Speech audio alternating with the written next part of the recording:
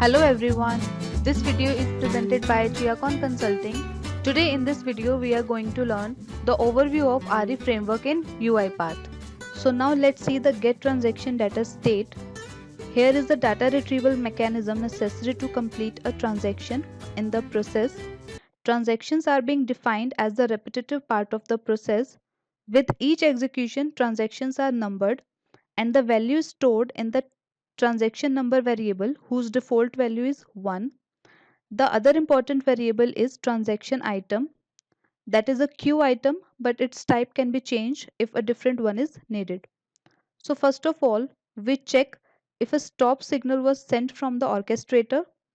If yes, then we stop the robot by going to end process state, and if no, then we invoke the get transaction data file. Now going back to main, if there is no data, then the process stops, and if a new transaction comes up, then we go to process transaction state. Let's open this. So we have a try catch activity in which the process.xml file is invoked. Let's open the arguments. So it needs two input arguments, transaction item and the config dictionary. So based on the outcome of the execution of the process, we can catch a business rule exception, which is always thrown by a throw activity, system exception, which can consist of any unhandled exception thrown in the process, or no catch, that means the process has ended successfully. So based on one of these outcomes, the new state is selected.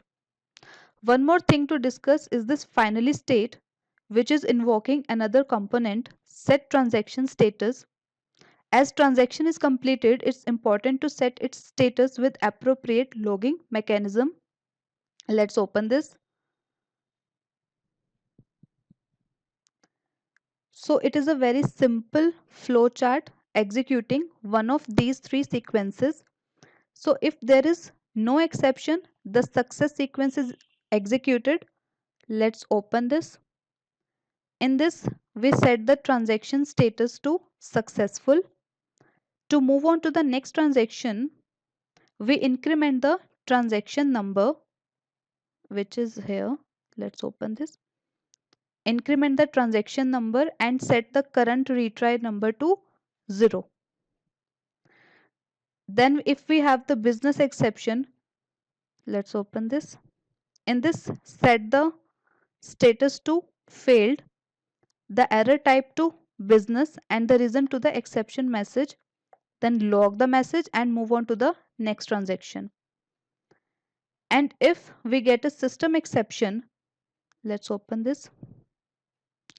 There is an extra variable here, the queue retry.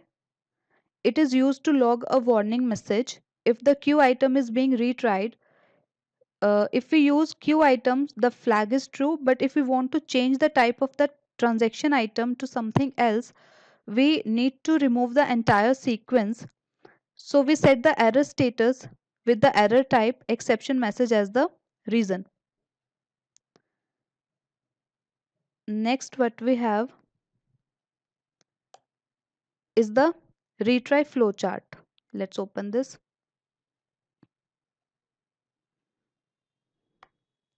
So by default, we are using the retry mechanism in the orchestrator queue.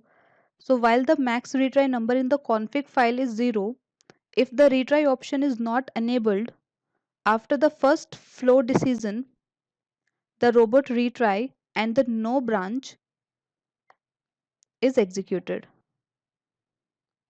The next activities are log message with level errors and the increment of transaction number, so that the robot does not retry this transaction but instead just moves on to the next one.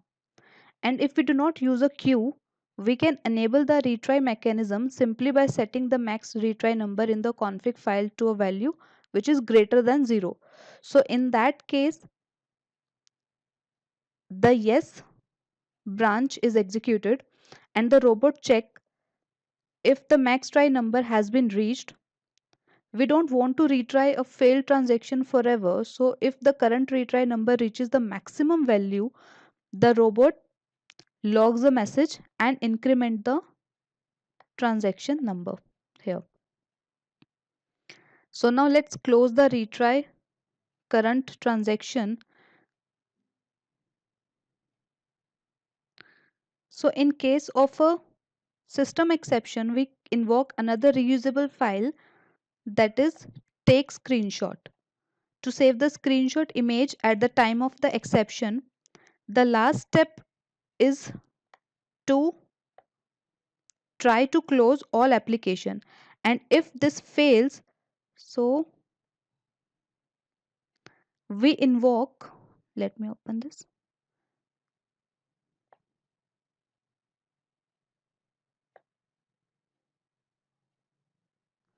we invoke kill all process.xml